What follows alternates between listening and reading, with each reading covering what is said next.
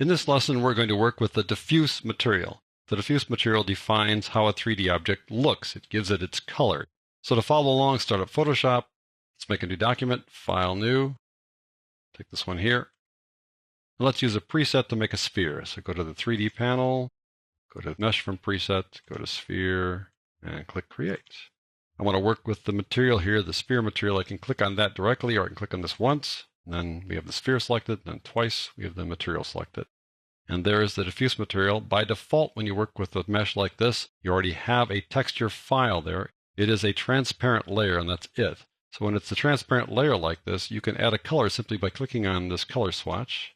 Let's just make a color there like that. We can see what kind of colors we're going to make here, and just pick one that you like. You finally find one that works for you. You just click OK. Simple as that. But now I want to replace this color with a file, with a texture file. So I'm going to go over here and work on that file. Click on Edit Texture. We have this empty layer, this transparent layer. Let's put something in the layer and see what it does to our sphere. To do that, let's arrange the workspace a bit here. Go to Window, Arrange, 2-up vertical. So you can see these guys side by side. As you work over here, you'll see your results over here when you just make this active. So let me close this down so you can see it. We're going to work on this side over here.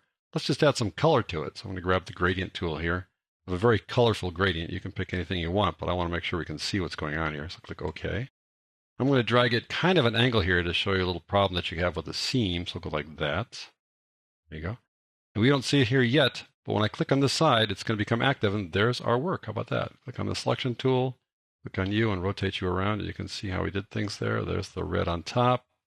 And we'll go down to the bottom here, rotate this way, and there's the orange on the bottom. But you can see this seam that came about because this side on the left does not line up with the side on the right. Let me just rotate it around. You can see what I mean. Pretty obvious. I'm going to give you some tips on how to deal with seams in an upcoming lesson. This one would be really difficult to make it work, just so you know.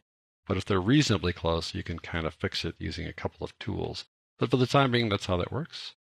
Now that we've done this, we can go back here and do some work on this side again. So I'm going to click over here, make it active. Let's add some text. Click on the Type tool.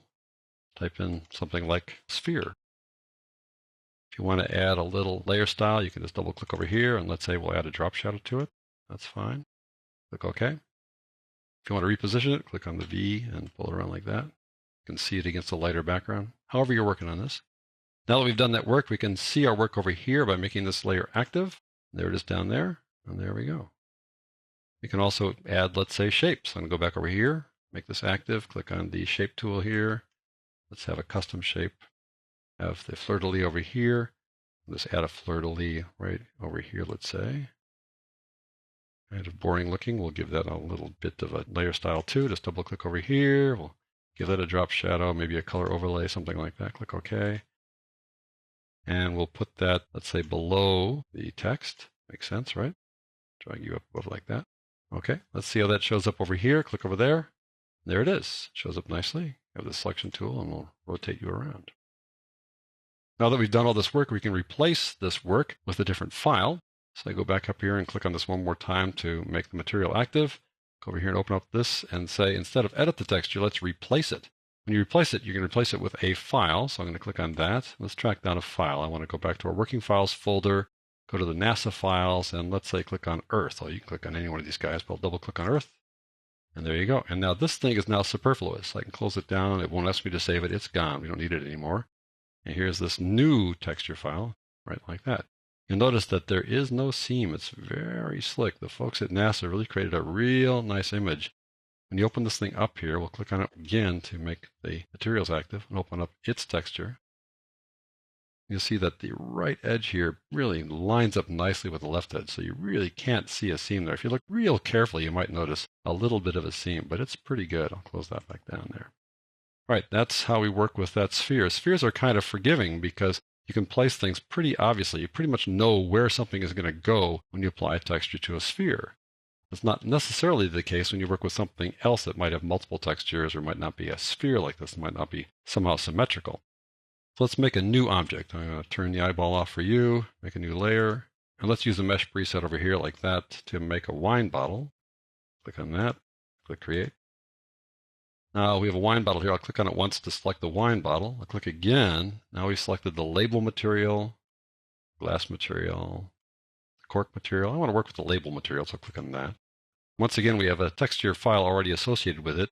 Let's go open that up. It's going to be, again, a transparent layer. I want to put some text here, and I want to see how it works with the bottle. So let's go to Window, Arrange. Those guys lined up vertically like that. Let's work over here on the left-hand side and add some text in the Type tool, and I'll type, let's say on the left-hand side like that, type wine. And let's see what happens over here. Let me close down this panel so you can see it better. Click here, make it active, and here it's horizontal, and here it's vertical. So right off the bat, things may be a little confusing. Also notice that part of the W got cut off. So, how do you know where to position this to make sure it gets in the right place? I'll go back over here, move over a little bit like that, back here. Well, now it's pretty much in the right place. I could move it a little bit farther to the right like that. And now by hit or miss, by trial and error, we got the thing lined up pretty well. But there are better ways to do this, and I'm going to show you how to line things up with more accuracy in an upcoming lesson when we talk about working with wireframes and with checkerboards that have numbers on them. But for the time being, we're just kind of playing with this and seeing how it goes. Let's add an image file to this. So I'm going to go over here and select this, make sure it's active, and go File, Place. Go over to the Photospin files inside our Working Files folder. There we go. Folks at Photospin provided these images for us. Let's just open up the tropical beach here, double click on it. It's going to place it here. We'll say, yep, we accept that. Let's put the text on top, right? You can give the text a drop shadow here, double clicking on it, and then opening up the layer styles here, and we now have a drop shadow. Now let's see what's going to happen with this image. I'll click over here to make it active, and all right, let's see what we have here. We have the palm tree on the left here. Rotate it around like that. See a little bit of this palm tree showing up here. And then there's a beach down there. How about the other side? Doesn't really get very high up on the palm tree, just a little bit up on the palm tree. And then we got this big empty space. But what's happening is that this area from here down to here is what's going to be in the label to fill it all the way around like that. And we see that we're kind of cutting things off right about from there to about here. So again, this is this kind of dilemma as to how to figure out where to put things, and I will explain this in an upcoming lesson. But for the time being, you can kind of do this sort of trial and error thing and see where things go. All right, let's just do one more thing. I want to work with an extrusion instead of a preset just to see how that works. Let's close this one down here, make a new layer, and we'll use the ellipse tool over here. Switch to the ellipse tool, and we'll draw the little ellipse here, make it a circle by holding on the Shift key and spacebar to position it in the center, but that's fine. And now let's convert this to a 3D object by extruding it. So I'll click on the 3D panel over there, 3D extrusion, create. And let's rotate you around, click on you, and rotate it like so. I want to add, let's say, a label or something over here. So I click on that, and I've got that material selected. I'm going to go over here and say, let's replace this right off the bat here. Just click on Replace. Now I'm going to put this aquarium on there, so double click on that. Now that we've replaced it, we need to edit it. So I'm going to close this one down. We don't need it anymore. I want to edit this, so I'm going to click on that and let's say edit the texture. There it is.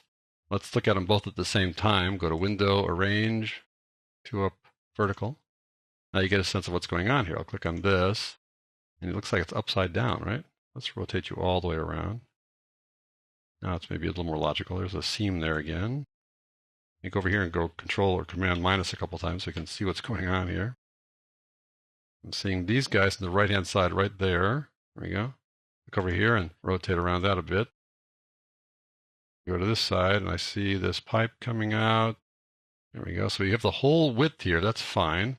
But you can see we're getting only a part of this thing. If we look down here, we can see we're only getting a very small part. It just goes down to this little area here and cuts off. So we're seeing basically from here to here and nothing down here. And maybe a little bit along the top is also missing. So you can see that even though this looks like a very simple thing that you can just wrap something around, it only takes part of this image, only the part like right about here. Let's say the upper third or so is what's showing up over here. So that's how you work kind of generically with Diffuse. I'm going to show you how to have more specific placement of objects in Diffuse in my lesson on working with wireframes and checkerboards.